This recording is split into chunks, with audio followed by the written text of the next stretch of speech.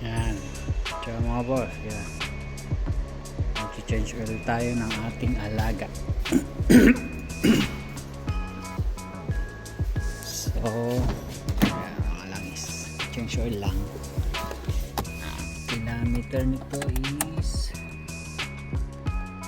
91. Okay. Then, yung mga gagamitin natin. Castrol 5W30. So 2.8 liters ang kailangan. So, bigyan ng tatlo. Tapos oil filter and yung mga spark plug na yan, nilinisan ko, binaklas ko na kasi all goods pa naman, nilinisan ko lang.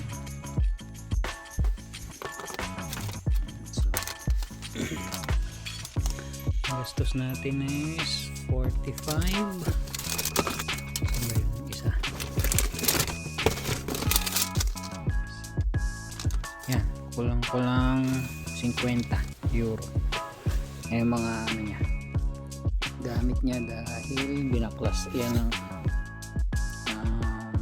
air filter. Tsaka yung isa is yung ignition coil. Tingnan natin. Binaklas ko na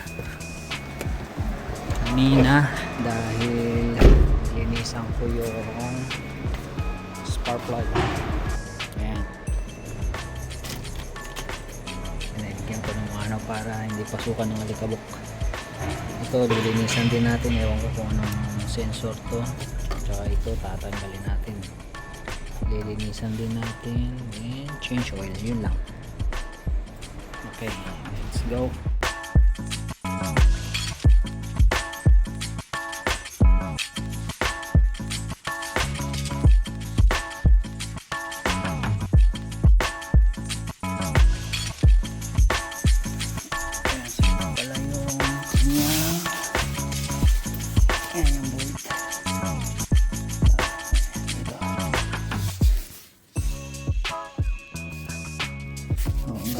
Natin is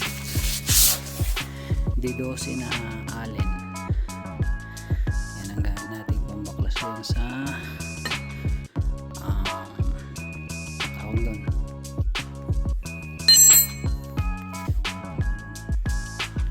Yung gamit natin, naluwagan na natin. Yung gagamitin natin pang tala ng langis. Okay.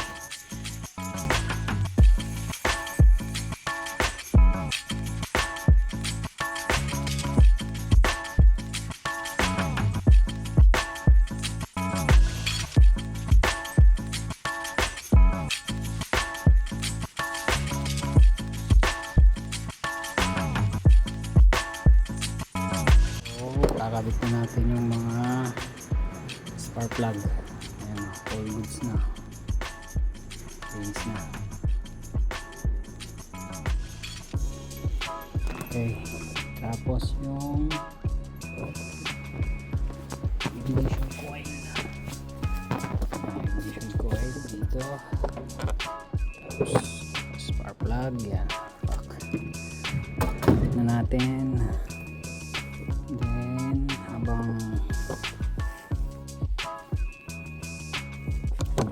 natin ang langis na, tapos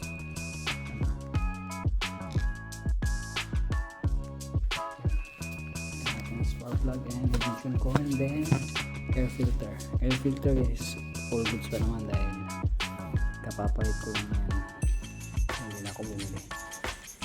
Okay.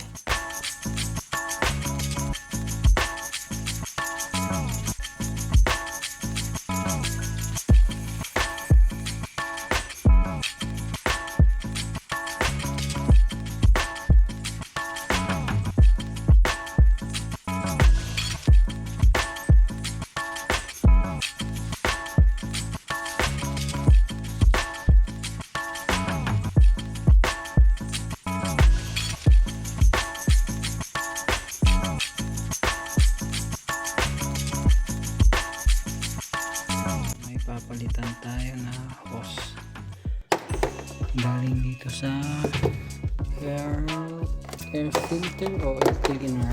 Yan. So dito yan sa ilalim. Yan, basag na, lumutong na. Kita nyo, ayun o,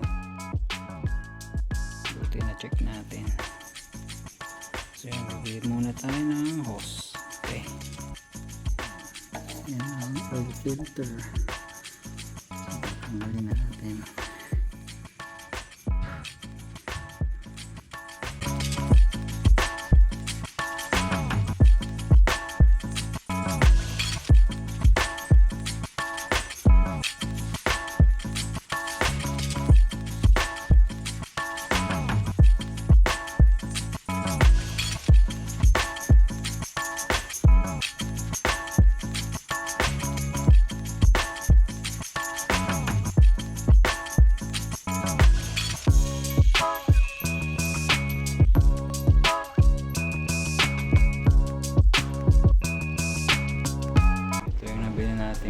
Wala na tayong choice dahil wala tayong mahanap para dyan papuntang air filter. Ayan, so gawin na natin, then tatry natin, kabit na natin lahat. Okay,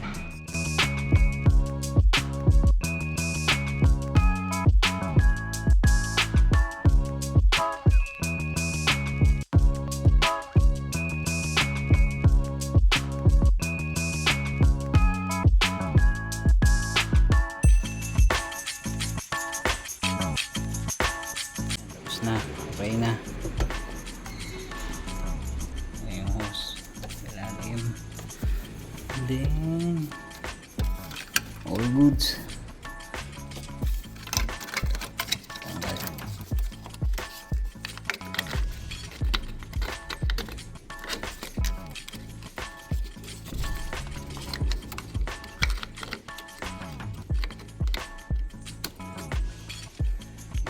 Start na natin.